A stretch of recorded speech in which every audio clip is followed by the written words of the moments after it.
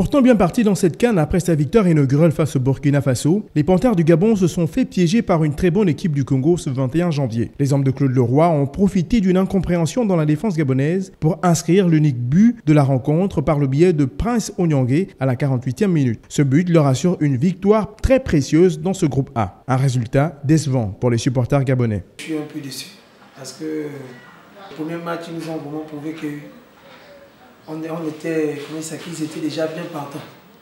Maintenant là, au deuxième match, on ne comprend pas, l'équipe ne s'entend même pas sur le terrain.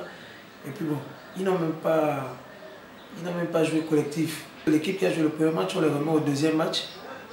Mais non, on ne comprend pas Lévi, Manida qui vient jouer complètement seul, qui ne veut même pas donner le ballon aux autres. Il joue complètement individuel, en tant que c'est un jeu collectif normalement. On ne sait même pas si on va battre la Guinée équatoriale. Ça, c'est encore à vérifier. Le premier match était bien et les gars, ils ont assuré. Et bon, on ne sait pas ce qui s'est passé là. Il y a eu plein d'occasions. Ce qui m'a personnellement bouleversé, c'est la prestation de Maninda. Il a eu plein d'occasions, il n'a pas concrétisé. Non seulement il n'a pas concrétisé, mais il était individuel. Bambayan et les autres, ils étaient là, ils attendaient, mais chaque fois, c'était pas ça. J'espère qu'on va tout donner pour la prochaine rencontre.